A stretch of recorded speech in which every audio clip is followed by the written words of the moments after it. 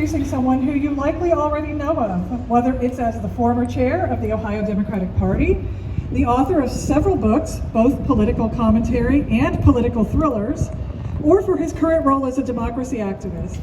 Please welcome David Pepper to speak on dark money and how it corrupted Ohio politics. Thank you, everybody. Thank you for braving the rain. We're Ohio, right? We can deal with a little bit of rain. It's not going to stop us. So, amid the different ways you introduced me, let me just first and most relevant to this rally, I'm the father of a 9-year-old and a 6-year-old. And just to tell you how important the parks are to our family, you remember all the cancellation of travel plans last December? It was a nightmare, right? I showed up, I was supposed to fly with my family somewhere. The flight got canceled. My 2 boys are bawling. I call up Houston Woods. There's an opening. I tell my kids, hey, we can go to Houston Woods. It's like nothing bad had happened. They were so excited, and we spent the next 3 days at Houston Woods. Folks, we spent half our vacations at the state parks. So thank you for all your advocacy to protect these public spaces that for so many families, I'm lucky enough I was able to go elsewhere. For many families, this is the one option. To be in nature, to be on a beach, to be by the lake, in public land. So thank you for advocating for these incredible public assets that are ours, right? These are ours. These are our family's assets. They are not to be sold off, are they? Okay, but I'm here to talk about dark money because it's all connected. But I also, while I'm here, I cannot help but talk about the place behind me because it's all connected. I mean, what a beautiful state house. What a corrupt place. The most corrupt state house in the nation, according to USA Today, and apparently the FBI thinks so too. Now I know our next speaker is going to talk about this, but why the corruption? Why the dark money? And Dr. Blanda mentioned this. These people have drawn a system of districts that they know they can never lose. Right? Gerrymandering. Gerrymandering doesn't just give them a majority they haven't earned, which is bad enough. The way they've done it in recent years, almost not a single member of the majority of this body behind me ever in their entire career worries about an election. Think about it. It's not a democracy. And once you have a system of politics and power where there's no accountability back to the people, where your re-election is essentially a reappointment, it's guaranteed, often not even an opponent running. Once that lack of accountability is gone, I'm here to tell you, we're living in Ohio, but it's happening around the nation, all the incentives are turned upside down, aren't they? The incentive to serve the people goes away because you get reelected no matter how bad a job you do, no matter how poor the schools are, no matter how run down the infrastructure is, no matter how much you screw up the Ohio parks, you get reelected because you disconnected yourself from the people. So they no longer have an incentive to serve the public, do they?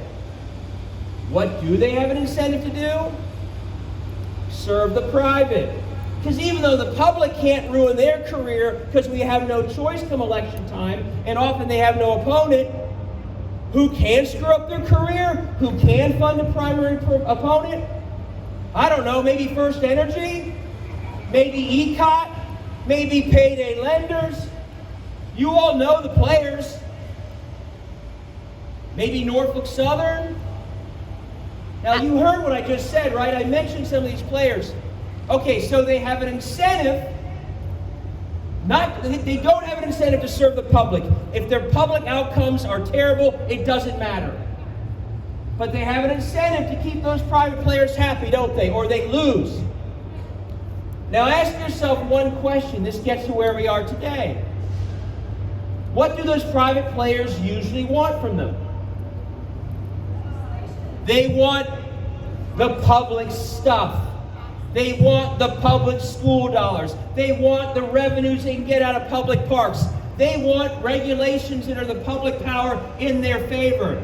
The private players are on these guys 24/7. We want the public's things. We want the energy bills to bail us out. We want the public school dollars to create a for-profit charter school scam that we can then give you some of the money back from. So literally, the incentive structure of this broken place is not public service. It's corruption. I don't mean just the bribery that got Larry Householder jailed. I mean a broader corruption of public service where almost everything they do, just watch them. They take public things and give it to the private. That's what they do. That's how they're rewarded. That's the entire game behind me. It's not public service. It's a corruption of public service. It's private service using all of our assets and the public power we give them through the power to regulate. That's what it is. That's the system. And that's why all the studies you mentioned and all the public outcomes we cry out about, they don't listen, because that's not their incentive system. Their incentive system is give the public to the private. It's broken. Now let's talk about dark money for a second. Obviously, the dark money is fueling so much of this because that's the money that's used to incentivize the bad behavior, the anti-public outcome behavior we're all concerned about. But I want to dive a little deeper into this. I want you to think, my guess is this crowd knows about dark money. But I want to ask you to dig deeper about dark money. Because this is the part that really gets me. Goes back to what I just described. In almost every case, what is the original source of the dark money that gets into the politicians' hands? What's the original source of that money? It's not dark. Do you know the original source of the money? Our money. We pay the taxes that go to the schools that they take for the for-profit companies. The public assets they want to frack from, that's public resources. They give it to the private entities. You know, one of the biggest donors in Ohio politics are collectors of debt. They give it to the politicians to get the debt collection contracts. Where's that money coming from? Poor Ohioans who are paying debt. Almost all the money that ends up flowing to the politicians, stopping with the private sector they help first, but then they pay it back through campaign contributions. When you look closely, almost all of it were the original source of the money. These folks behind me are literally taking our dollars, giving them to private players through their quote-unquote legislation, through the corruption of public service, and a trickle of that money comes back to them for campaigns. That's the broken system. And that's why you look around, everything's for sale. Everything's for sale. There's almost no trade I'm seeing that they're unwilling to make. I mean, think about it. By the way, I don't mean to be so down. I mean, let's solve this, right? Let's fix it. But until we see the problem, we will not solve it, folks. And we have a crisis of a problem. But think about it. Everything they do is taking from the public and us and driving it into the private, and then they get a piece of it back. And there's almost nothing they will not sell with this mindset.